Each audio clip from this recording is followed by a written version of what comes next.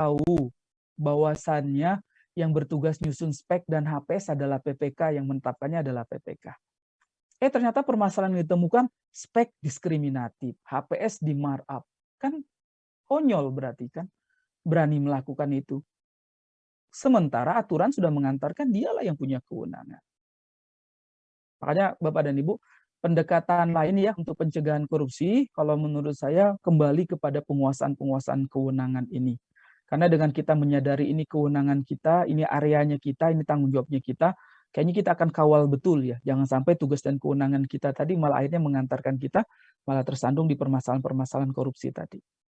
Jadi penguatan-penguatannya. Apalagi kalau kita lihat banyak kejadian-kejadian permasalahan-permasalahan tipikor itu kan akhirnya mengantarkan siapa yang berwenang di area tersebut, apa yang sudah dia lakukan.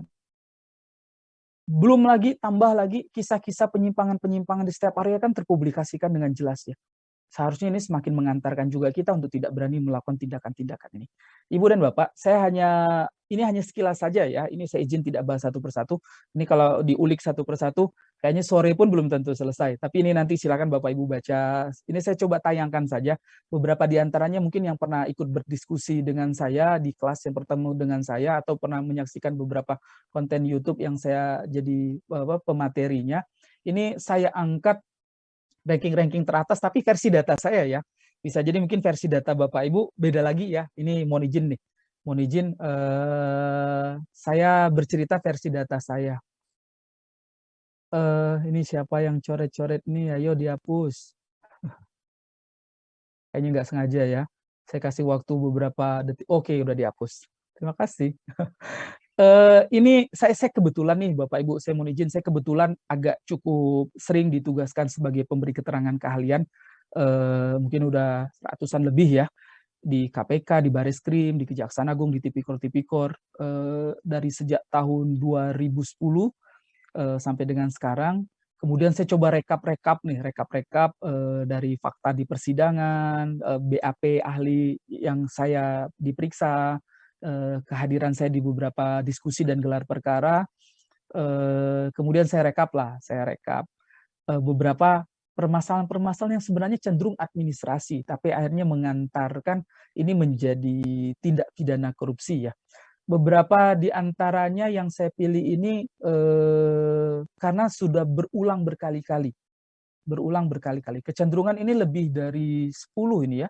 Bahkan ada yang ada terus-menerus ya. Ini saya tayangkan ini sekedar ini saja, sekedar Bapak Ibu nanti baca-baca kalau lagi santai, mengingatkan kita semua, ini loh sudah ada kejadian-kejadian permasalahan-permasalahan administrasi terkait dengan kewenangan sesuai dengan tahapan yang tidak dikelola dengan baik dan disertai dengan adanya perbuatan-perbuatan jahat dalam pengadaan barang jasa, suap, gratifikasi, terima uang, persekongkolan ya. Nah, ini saya coba rekap. Ini mohon maaf sekali lagi ini versi data saya. Kalau Bapak Ibu punya data yang lain ya tentu mungkin akan lebih berwarna ya. Boleh juga tuh nanti di luar forum ini saya di Japri kita kolaborasi membahas tentang adanya isu lain yang Bapak Ibu ternyata juga temukan. Nah ini sementara mohon izin ini karena saya yang ngasih materi jadi versi data saya.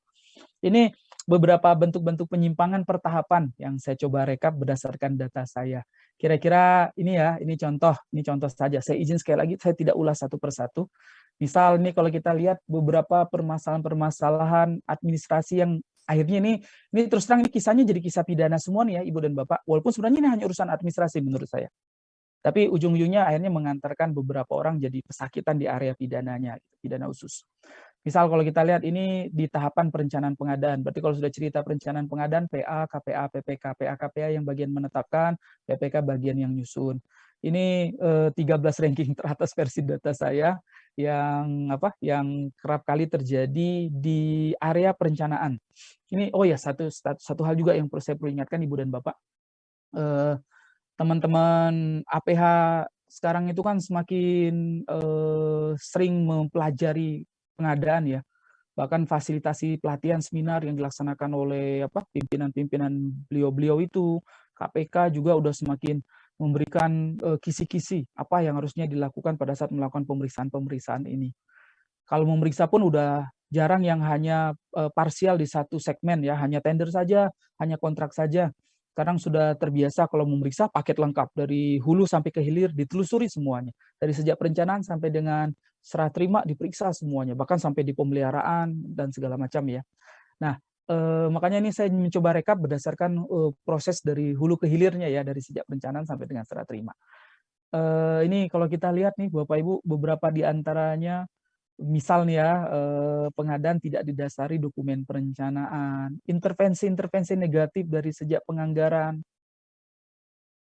mecah-mecah paket biar nggak tender, sengaja dibuat tak lebih dari 200 juta, atau kalaupun lebih sengaja tidak dibuat nyentuh 200 juta, atau kalau umpama sebenarnya lebih tapi belanjanya tidak dibuat 200 juta, tidak ditenderkan, tapi diketeng pelan-pelan. Ini apa dinamika-dinamika administrasi yang kadang akhirnya mengantarkan kepada area hukum yang lain ya. Terus intervensi vendor ini masih ada ternyata, seringnya terjadi di pengadaan-pengadaan alat-alat ya, alat pengadaan barang ya. Kadang dicerita di alat kedokteran, cerita di alat berat ya. Vendor sudah melakukan intervensi-intervensi ke user sejak perencanaan, sudah mempengaruhi, sudah janji-janji, iming-iming dan segala macam. Ini bentuk-bentuk penyimpangan. Silahkan nanti Bapak Ibu boleh cermati, atau mungkin yang sekarang yang sudah terbaca dan pengen nanti diulas pada saat sesi tanya jawab, saya persilahkan juga. Kemudian ini di area persiapan pengadaan barang jasa terkait dengan penetapan spesifikasi teknis dan KAK. Spek yang diskriminatif, ngunci ya, ngunci, nambah-nambah syarat yang menguntungkan pihak-pihak tertentu, kemudian membuat kriteria-kriteria yang diskriminatif, atau bisa jadi sudah jauh-jauh hari jagoannya sudah diinformasikan terkait dengan spesifikasi ini. Ini beberapa di antaranya ya, beberapa di antaranya. Ini kalau diturutin rasanya pengen diulas satu persatu ya, tapi mohon izin banget ini slide-nya memang hanya saya tampilkan dan dari sisi waktu tidak memungkinkan untuk saya ulas satu persatu. Tapi mangga nanti silahkan kalau ada yang mau komentar-komentar.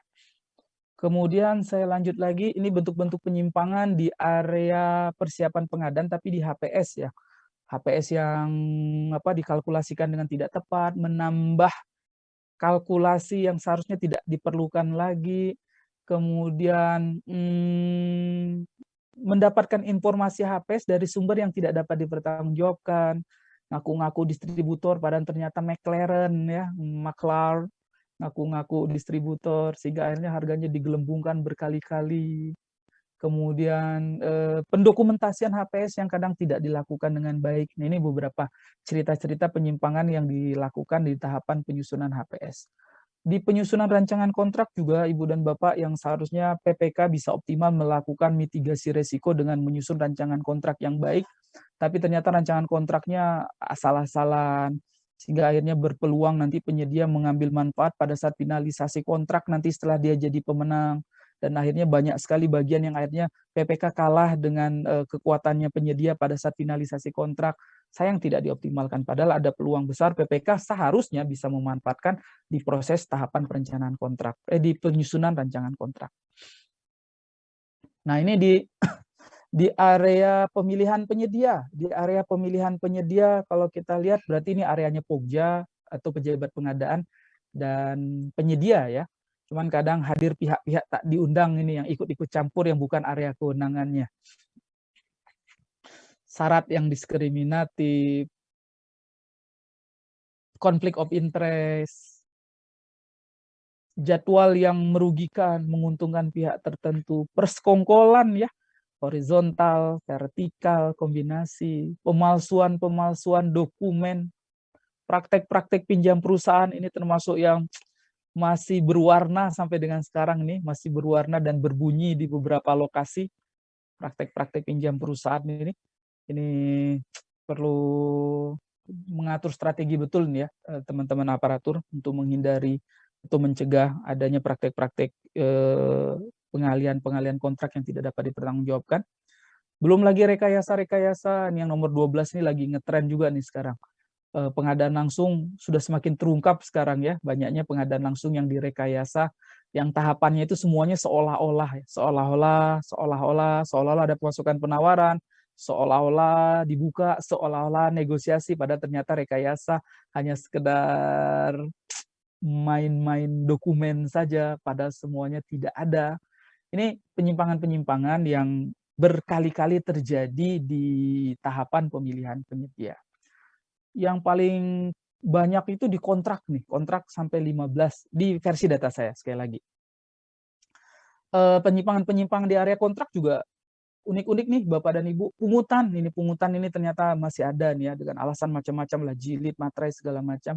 Sehingga akhirnya dikit-dikit minta ngandalin penyedia untuk kunjungan lapangan, dampingi penyedia, makan siang bersama penyedia. Ini kan riskan sekali ya Ibu dan Bapak. Udahlah masuk-masuknya gratifikasi itu kan, ditambah lagi kalau udah dapat bagian dari penyedia itu sebenarnya ada satu hal yang PPK tidak sadari, marwahnya turun.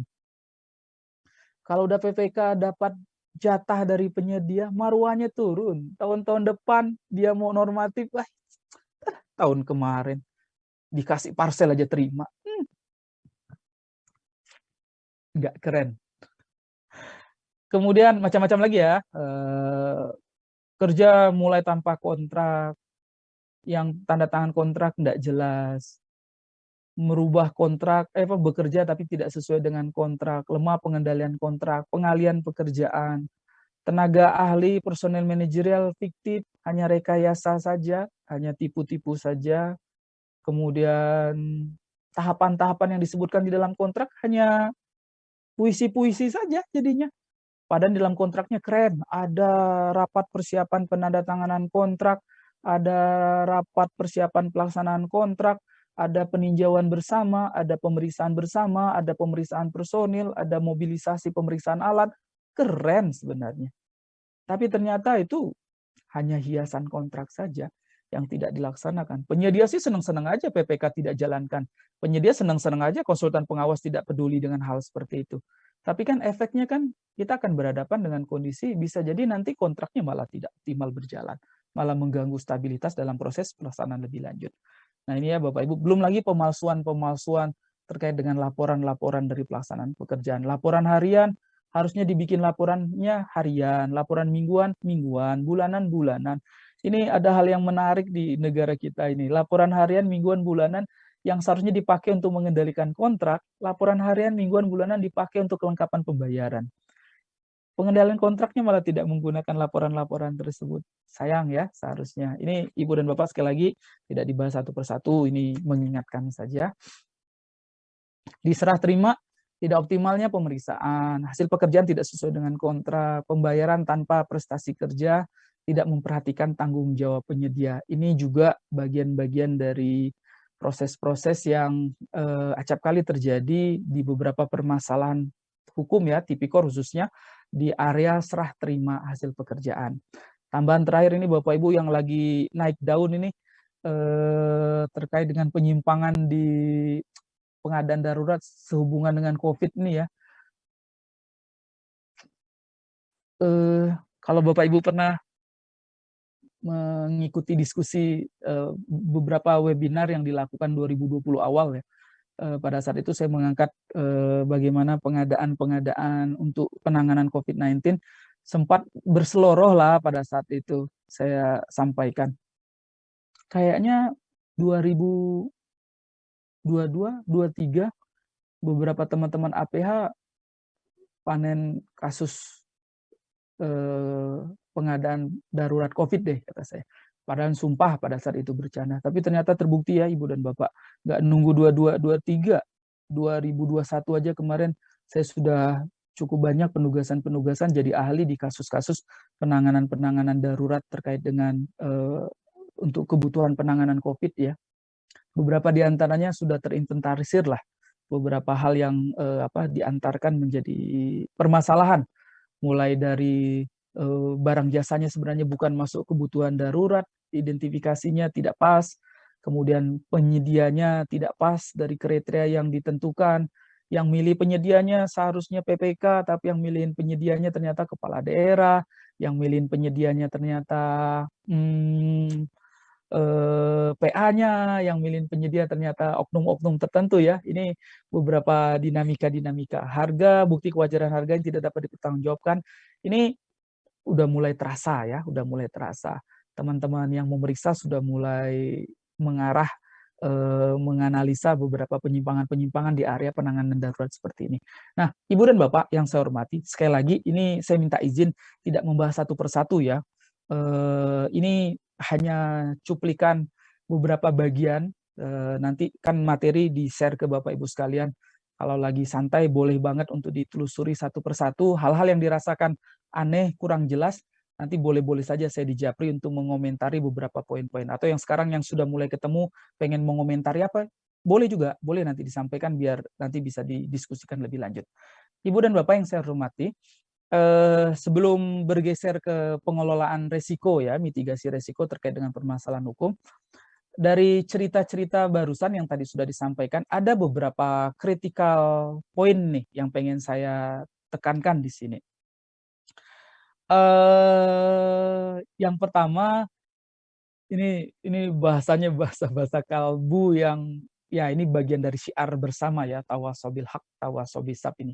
Kita tidak ada yang tahu, tidak ada yang tahu kapan Tuhan akan bukakan aib dari setiap tindak korupsi pengadaan yang dilakukan sekarang.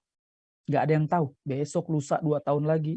Bahkan kalau kita lihat, banyak sekali praktek-praktek korupsi itu yang tidak di tahun itu juga, tidak di tahun depannya. Bahkan masih ada kalau kita dengar tahun 2011, 2012 yang sekarang lagi ditangani. Berarti kan bisa kapan saja ya Tuhan bukakan aib. Makanya sudahlah, cukuplah. Jangan yang selalu merasa sok pede, aman nih, nggak ada yang tahu. Susah, bisa ketahuan deh. Tinggal maha baiknya Allah saja membukakannya kapan. Sebenarnya yang dibukakan juga harusnya bersyukur ya. Untung Allah bukakan sekarang. Kebayang kalau nggak dibuka-bukakan sampai nanti tiba kita tiada ya. Dan semuanya nanti dihisap. Ngeri. Iya kan? Karena semua pasti akan dapat balasan tuh. Nauzubillah min zalik. Terus yang kedua, kenapa sih harus susah payah korupsi di pengadaan? Capek loh korupsi di pengadaan barang jasa itu. Mental, perasaan, beban pikiran, kepanikan. Apa sih yang dicari? Toh, takaran rezeki sudah ada yang ngatur kan? Makanya bahasa lebay, ada yang bahasa lebay mungkin ya. Saya berapa kali berucap, ih itu yang korupsi itu bodoh banget. Oh, bodoh banget. Yang korupsi itu otaknya minimalis sekali. Dia korupsi 1 miliar. Padahal kalau dia nggak korupsi juga dia bakalan dapat 1 miliar kok. Kenapa sih harus korupsi? Iya kan? Kan semua sudah ada takaran rezekinya. Rugi aja kan yang korupsi. Takaran rezekinya sudah ada. Dia yang korupsi dapat 1 miliar. Pasti kalau dia tidak korupsi, dia pun dapat 1 miliar. Jadi rugi banget kan kalau dia korupsi. Mendingan nggak korupsi lah. Toh dapat 1 miliar. Tinggal menunggu sabar saja. Kapan yang maha baik akan menurunkan di waktu yang paling tepat. Itu kan. Berbuat baik saja dalam setiap penugasan di pengadaan. Jangan lupa selalu niatkan ibadah dan selalu untuk kemaslahatan umat. Selanjutnya Tuhan yang akan mengatur buah kebaikannya. Setiap proses dalam perencanaan pengadaan memuat strategi termasuk selalu menyertakan strategi pencegahan korupsi. Ini kalimat terakhir ini sebenarnya lebih kepada harapan bersama ya. Ayo Bapak Ibu, karena korupsi pengadaan itu selalu ada. Kita yang berniat pengen mencegah korupsi itu ada. Ayo dari awal kita sudah bentengi dengan strategi-strategi ya. Dengan strategi-strategi. Insya Allah bisa, insya Allah bisa. Banyak kok formulasi-formulasi pencegahan-pencegahan yang bisa kita lakukan. Apalagi kalau kita lihat sistem yang sudah dibangun sekarang, ini banyak mengantarkan kita untuk membuat proses tahapan-tahapan kita itu bisa terhindar dari praktek-praktek korupsi. Insya Allah. Ini beberapa critical poinnya ya, bukan kesimpulan ini, critical point. Saya mau bergeser sedikit lagi, wah tinggal 15 menit lagi, terkait dengan pengelolaan resiko di dalam pengadaan barang jasa.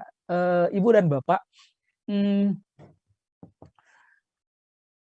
pengadaan itu nggak bisa dipungkiri lah, risikonya ada ya, risikonya ada, nggak bisa dipungkiri. Apalagi pengadaan barang jasa pemerintah, risikonya agak lebih ngembang karena menggunakan keuangan negara. Kalau saja ada pertanyaan, mungkinkah kita bisa hilangkan semua risiko di dalam pengadaan barang jasa? Kayaknya saklek deh bisa diputuskan. Tidak mungkin. Kalau mau nggak ada risiko, ya nggak ada pengadaan, nggak ada risiko. Tapi kan bukan kayak gitu ya, tidak keren sekali. Saya tidak mau ada risiko dengan cara tidak ada pengadaan. Kasihan sekali rakyat yang mendambakan hasil pembangunan dari jerih payah kita di pengadaan barang jasa. Risiko tidak mungkin sepenuhnya dihindari, tidak mungkin sepenuhnya bisa dialihkan, bahkan tidak mungkin semuanya bisa dimitigasi. Tetapi risiko perlu dikelola agar ketika kita hadapi risiko tadi, kita akan berada di satu levelan yang bisa kita terima risiko tadi. Malah jangan-jangan orang-orang tertentu dapat mengantarkan risiko tadi menjadi bagian dari pembelajaran pendewasaan. Kan katanya ada pujangga yang menyatakan, hidup itu bukan menunggu badai berhenti, tapi bagaimana ketika badai sedang berlangsung, tapi tetap bisa menari indah di tengah badai. Wah, kan kira-kira seperti itu kan. Bukan kita harus menunggu risiko itu tidak ada, tapi bagaimana risiko kita kelola. Sehingga mudah-mudahan kita malah mendapatkan hikmah-hikmah terbaik dari pengolahan risiko yang tadi bisa kita hadapi dengan santai-santai saja. Pengolahan risiko dapat mengurangi dampak risiko melalui identifikasi, perencanaan, dan pengolahan risiko secara efektif. Sehingga sangatlah penting untuk melakukan identifikasi pengolahan risiko untuk memitigasi dampak yang dapat ditimbulkan oleh risiko. Kata pujangga, kalau kita tidak mengolah risiko, siap-siap risiko mungkin yang akan mengelola kita. Makanya perlu kita waspadai. Bapak dan Ibu, terkait dengan risiko di dalam pengadaan barang jasa, ini luar biasa nih memang. Dapat terjadi di setiap tahapan. Terdapat risiko dengan tingkatan tertentu dalam semua pengadaan. Setiap pengadaan memiliki risiko yang beragam, yang berbeda, baik secara internal, eksternal, politik, strategis, bahkan operasional. Wujudnya bisa macam-macam. Ya kan? Bentuk risiko itu wujudnya bisa macam-macam. Kerugian material finansial, gagal, bangunan rubuh, tanggung jawab hukum. Nah, ini yang jadi bahasan kita ya, terkait dengan permasalahan hukumnya.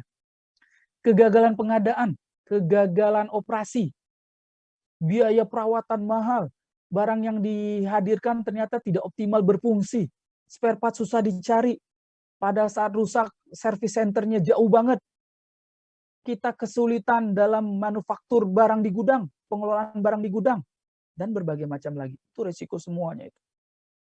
Sehingga tidak bisa kita abaikan.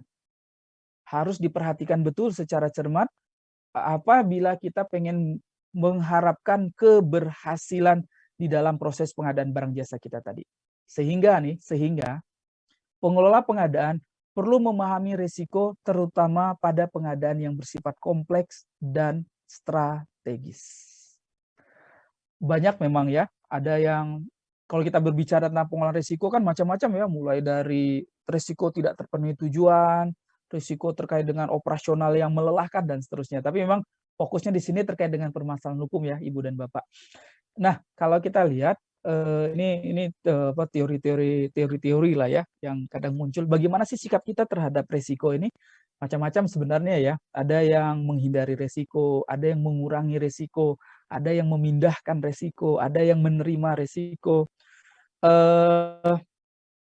Kalau saya sih berharapnya apalagi Bapak Ibu yang sebagai pelaku pengadaan ya, jangan sampai kita termasuk ke dalam yang ini, yang menghindari resiko ya, dengan cara mengundurkan diri, kan agak-agak gimana gitu ya kalau sampai mengundurkan diri. Kasihanlah rakyat menunggu produk-produk pembangunan dari kita. Kalau umpama kita sampai mengundurkan diri, kasihan. Justru yang harus kita lakukan adalah bangun strategi nih, bagaimana cara risiko bisa kita kurangi. Bagaimana caranya risiko bisa kita pindahkan. Nah, hati-hati nih kalau sudah memindahkan risiko. Sebisa mungkin kalau memindahkan risiko, jangan kasih atasan kita, jangan kasih bawahan kita, jangan kasih teman kiri kanan kita. Kalau memindahkan, yang bijak lah, pindahkan kepada yang kita bayar secara proporsional, secara profesional. Misal, PPK punya risiko yang cukup berat dengan tugas kewenangannya menyusun spesifikasi dan HPS. Susah. Oke, PPK bayar konsultan perancang. Sip. Bisa kan? memindahkan risiko kepada yang dibayar. Makanya asik-asik aja buka, karena memang kita memindahkan risiko atas tanggung jawab berat kita tadi. Atau yang keempat, kita menerima risiko. Tentunya menerima risiko ini dengan satu kondisi kita yakin kita kuat. Ada risiko-risiko yang kayaknya nggak di bahasan awal kita, risiko terkait dengan pidana itu tidak mudah itu. Ini bukan hanya si koruptor kan, tapi juga kan. Nah, itu yang boleh tuh dihindari kalau seperti itu. Boleh banget kita hindari. Tapi kalau yang lain, ya jangan. Coba pengelolaan dengan sebaik mungkin biar terhindari. Ibu dan Bapak yang saya hormati, nah kaitannya dengan resiko permasalahan hukum di dalam pengadaan barang jasa. Ini memang termasuk resiko yang paling ditakuti di penyelenggaraan paling ditakuti. Bahkan ya takut berurusan dengan APH dah daripada harus membuat kondisi pengadaan tadi dengan tujuan umpama ya, sandingannya memang terlalu berlebihan. Karena memang paling dari tadi ya, risiko tidak terpenuhinya tujuan, risiko proses yang melelahkan, risiko barang tidak optimal bisa dipergunakan dan seterusnya. Tapi ternyata ini menurut saya dari beberapa kali diskusi dan wawancara, ternyata dari berbagai macam risiko yang paling ditakuti di dalam pengadaan barang jasa itu risiko terkait dengan permasalahan hukum. Takut sanksi, takut hukuman, takut delik-delik pidananya gitu. Cuman sayangnya itu takut tapi berani melakukan. Takut dengan sanksinya tapi berani melakukan perbuatannya. Sayangnya di situ. Terus resiko di dalam pengadaan barang jasa ini, di dalam permasalahan hukum di pengadaan barang jasa ini Bapak Ibu cukup populer. Karena apa? Ini sering nih di beberapa diskusi, beberapa kali peserta itu komentar ya, celetuk. Kenapa sih jadi primadona itu korupsi di pengadaan barang jasa? Ya wajar jadi primadona. Paling tidak kan karena dua hal ini. Karena menggunakan keuangan negara, yang negara tidak boleh dirugikan. Terus yang kedua, penyimpangannya itu kan mudah ditelisik ya. Mudah. Saya nggak habis pikir aja kalau ada yang berani nakal-nakal dalam pengadaan barang jasa. Pak, ini udah aman. Kan ada ya sesekali penitip-penitip proyek itu, Pak, ini udah aman, ini udah kita kondisikan. Jangan percaya, bohong banget itu, dusta tingkat tinggi itu. Penyimpangan-penyimpangan dalam pengadaan itu, swear, Ibu dan Bapak, nggak bohong, gampang ditelisik. Makanya kalau ada teman-teman auditor, teman-teman APH yang meriksa dalam pengadaan barang jasa, kayaknya yang nakal-nakal bakalan dengan mudah deh ditemukan. Makanya, nah catatan yang di bawahnya terkait dengan risiko ini, diperlukan pemahaman yang baik atas kewenangan, kecermatan dalam menjalankan kewenangan dan tertib administrasi. Ini ikhtiar utamanya lah menghadapi risiko terkait dengan permasalahan hukum di dalam pengadaan barang jasa. Ibu dan Bapak, ini hanya kalimat petua saja. Ada satu tantangan yang kita perlu cermati terkait dengan permasalahan hukum di dalam pengadaan barang jasa ya. Ini hanya kalimat lepas saja nih dari beliau ini ya. Lesung pipitnya mirip dengan lesung pipit saya. Tidak tercapainya sebuah target kerja sering ditimpakan penanggung jawab kegagalan tersebut adalah pihak pemilik tugas dan kewenangan. Masalah besar yang acap kali terjadi adalah pemilik tugas dan kewenangan ini kadang tidak mengetahui kalau itu adalah tanggung jawab yang harus dia emban. Ini yang kadang sering jadi permasalahan nih, Ibu dan Bapak.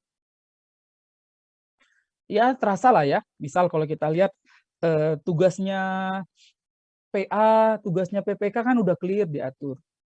Udah tahu PPK punya tugas untuk mengendalikan kontrak. Tapi bisa-bisanya penyedia praktek-praktek pengalian kontrak, pinjam bendera, jual paket, dicuekin, nggak dilakukan tindakan. Itu kan contoh ya bermain dengan resiko sebenarnya. Penyedia juga, penyedia konstruksi. udah tahu ada tanggung jawab kegagalan bangunan, udah tahu penyedia konstruksi tersebut bertanggung jawab dalam pelaksanaan kontrak.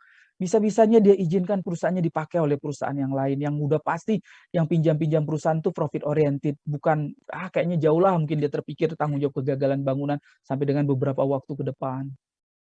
Itu kan bermain dengan resiko itu. Teman-teman Pokja, udah tahu Pokja di area pemilihan penyedia. Bisa-bisanya menjalankan titipan-titipan terkait dengan pemilihan penyedia, sengaja mencari-cari hal-hal yang bisa menggugurkan perusahaan lain dan memenangkan perusahaan jagoannya. PPK bisa-bisanya jauh-jauh hari sudah membocorkan spesifikasi kepada jagoannya. Itu kan contoh ya, udah jelas tugas dan kewenangan itu memiliki potensi resiko ya, tapi kok bisa-bisanya malah tidak dikelola dengan baik, malah berani ditantang dengan melakukan perbuatan-perbuatan yang melawan atas kewenangan tadi. Kan itu yang disayangkan. Makanya hati-hati nih Ibu dan Bapak. Permasalahan besar yang kerap kali terjadi adalah ternyata pemilik kewenangan ini tidak peduli, tidak aware kalau dia adalah pemilik kewenangan tersebut dan atas kewenangan tadi akan memuat resiko. Oke. Nah, ini contoh sederhana saja, contoh sederhana saja. Ini kejadian nih, kebetulan saya yang ditugaskan sebagai PKA-nya, pemberi keterangan ahlinya. Bapak Ibu boleh jawab dalam hati dua case ini ya. Ini case yang pertama ini. Seorang kepala dinas, dia sebagai pengguna anggaran. Merangkap sebagai PPK. Ini kejadian ya, ini kejadian. Saya mohon izin tapi saya tidak sebutkan ini di mana lokasinya. Case yang pertama, seorang kepala dinas sebagai pengguna anggaran, ternyata dia merangkap sebagai PPK. Dia tidak mengangkat PPK dan tidak ada pengangkatan KPA. Dia punya tugas, berarti sebagai PPK-nya, nyusun spek, HPS, kendalikan kontrak. Ternyata karena merasa sibuk, tugas tersebut dia amanahkan kepada PPTK-nya. Ternyata nakal PPTK-nya. Di kemudian waktu diketahui spek diskriminatif, HPS-nya di markup. Terjadi pembiaran penyedia yang menang itu jual lagi ke penyedia yang lain. Rasanya kalau case-nya seperti ini, rasanya ya, yang pengen disalahkan PPTK, kan yang nakal PPTK ya. Tapi case-nya kejadian sebenarnya enggak nih Bapak Ibu. Tetap yang jadi pesakitan awal adalah sang kepala dinas selaku PA, selaku PPK, merangkap PPK. Tuh kan, di sini kita lihat betapa perlu hati-hatinya kita atas kewenangan. Betapa perlu hati-hatinya kita atas kewenangan. Case yang kedua ini juga nih, Ibu dan Bapak. Pelaksana konstruksi membuat laporan hasil pekerjaan yang tidak sesuai dengan kondisi real. Di laporan dinyatakan 100%, padahal realisasi hanya 92%. Laporan ini sudah diperiksa dan disetujui oleh konsultan pengawas. Jadi pekerjaan konstruksi di laporan yang dibuat oleh pelaksana konstruksi dan diperiksa oleh konsultan pengawas, semuanya menyatakan oke 100%. PPK dengan hilangnya PPHP kan menjadi pihak yang bertanggung jawab atas pemeriksaan dan penerimaan hasil pekerjaan. Karena melihat laporan-laporan yang sudah dibuat tadi sudah menyatakan oke semua, akhirnya PPK buatlah berita acara pemeriksaan yang menyatakan oke, berita acara penerimaan yang menyatakan oke. Padahal ternyata tidak oke, baru 92%. Rasanya, Bapak Ibu juga mungkin sebagian sepakat dengan saya. Dari dalam hati mungkin akan komentar, seharusnya pihak yang dimintain pertanggungjawaban pelaksana sama konsultan pengawas kan? Pelaksana konstruksi dan konsultan pengawas. Tapi ternyata Bapak Ibu kisahnya tidak semulus itu. Kisahnya PPK tetap dimintain pertanggungjawaban dalam kasus ini. Balik lagi, apa yang ditekankan di sini adalah tanggung jawab tugas dan kewenangan. Cermati sifat kewenangan. Ada yang delegasi, ada yang mandat. Di situ kita harus membangun strategi. Bagaimana ketika berhadapan dengan tugas yang sudah didelegasikan, bagaimana tugas yang kita mandatkan. Bagaimana delegasi dengan konsekuensi tanggung jawab dan tanggung gugat dilepas. Cerita tentang mandat yang tanggung jawab dan tanggung gugat tetap tidak dilepas. Sehingga kita perlu betul-betul menguasai apa yang menjadi area tugas dan kewenangan kita. Ini kaitannya dengan pengolahan risiko ya. Nah, Ibu dan Bapak, banyak teori tentang bagaimana mengelola risiko. Langkah-langkahnya seperti apa. Tapi saya suka banget, ini cukup masyhur nih ya, 5 langkah dalam mengelola risiko. mulai dari siapapun yang memiliki kewenangan, ungkapkan, deskripsikan resikonya, kira-kira apa saja yang berpotensi untuk menjadi resiko. Yang kedua, kaji ya kira-kira penyebab, kemungkinan, dan dampak dari resiko tersebut. Yang ketiga, lakukan penilaian, evaluasi, kira-kira resikonya ini masuk di kategori yang mana, levelannya yang mana. Bagaimana nanti kita meletakkan ini yang masuk yang tinggi, sedang, besar, mungkin bisa jadi main kode warna. Baru nanti kita susun bagaimana rencana kita untuk mengelola resiko tersebut. Bagaimana rencana kita untuk mengelola resiko tersebut. Dan jangan lupa yang kelima, kontrol, evaluasi kembali. Macam-macam ya Ibu dan Bapak. Contoh sederhana saja ya. Salah satu resiko yang sering dicurhatkan teman-teman ke saya ya kalau konsultasi, Pak, gimana mau tenang di pengadaan itu? Kami sering dihadapkan dengan, ya mohon maaf nih ya, ini forum ilmiah, saya jadi bisa cerita apa adanya ya. Kami kadang sering dipanggil oleh teman-teman APH ketika kami bertugas di pengadaan barang jasa. Gimana kami untuk menghindari risiko tersebut? Pertama komen saya, kalau Bapak Ibu terlibat di pengadaan barang jasa, nggak boleh setting mindset, nggak bakalan dipanggil ya, nggak mungkin. Itu sudah hukum alam itu. Berani berkecimpung di dunia pengadaan barang jasa, dipanggil, dimintain keterangan, diperiksa, itu sudah sunatullah kayaknya, itu sudah hukum alam, itu sudah harus dijelaskan. Tapi hal yang terpenting adalah bagaimana caranya kita ya sebatas orang yang dimintain informasi dan memberikan informasi sebagai bagian dari tanggung jawab kita. Tidak sampai berada di levelan takut, panik, deg-degan karena melakukan penyimpangan. Itu hal dasarnya dulu. Selebihnya yang lain, mungkin salah satu strategi kita di dalam mengelola risikonya lebih kepada bagaimana kita nanti mengatur agar proses-proses tadi bisa lebih tertib. Misal contoh ya, wah ini kayaknya saya daripada berurusan dengan APH, mendingan saya kalau ada masalah saya koordinasi sama APIP. Itu contoh itu. APIP menjadi pihak yang sangat tepat banget untuk diajak kolaborasi, memberikan layanan konsultasi, advice ya, pendampingan, fungsi review. Bahkan ibarat kata, kalaupun harus dimintain keterangan oleh penegak hukum, aparat penegak hukum, kenapa tidak membangun strategi mitigasi risiko dengan kolaborasi dengan APIP, minta pendampingan oleh APIP. Bila perlu mungkin APIP yang mohon untuk memfasilitasi dulu komunikasi dengan APH-nya. Kan bisa-bisa saja ya, itu beberapa pendekatan-pendekatan yang bisa kita terapkan bagian dari pengelolaan risiko ini. Oke. Nah, Ibu dan Bapak, dalam prakteknya dari 5 tahapan ini banyak yang mengembangkan lebih lanjut ya, misal dengan bentuk SOP. Ini hanya contoh saja ini. Ini contoh SOP pengelolaan risiko. Kalau Bapak Ibu mungkin ada yang perlu file Word-nya, saya persilakan boleh diakses di blog saya ya, fahrurazi.id. Di situ saya ada simpan banyak contoh-contoh format, termasuk contoh-contoh SOP dalam pengelolaan risiko. Ini contoh nih ya, SOP pengelolaan risiko yang sering dibangun di beberapa UKPBJ, termasuk juga beberapa organisasi-organisasi kelembagaan-kelembagaan di pemerintahan ya, bagaimana mengelola risiko. Intinya sih sebenarnya 5 pendekatan tadi, cuma dijabarkan. Intinya siapa yang punya kewenangan di dalam pengadaan barang jasa, kemudian ada potensi resiko di dalamnya, ada orang yang diberikan tugas, amanah, tanggung jawab, target. Itu jangan lupa itu, sebelum bertindak segera melakukan langkah cepat, mengidentifikasi terlebih dahulu. Kira-kira ada risiko nggak? Kira-kira apa peluang permasalahannya? Terus digali. Dipetakan nanti. Yang mana saja. Syukur-syukur semuanya masuk kategori sedang. Ringan. Bahkan mungkin mudah-mudahan bisa ditolerir, bisa diabaikan. Yang mana yang tinggi, yang mana yang sedang. Itu kebiasaan-kebiasaan sederhana, tapi kalau diistiqomahkan keren banget Ibu dan Bapak.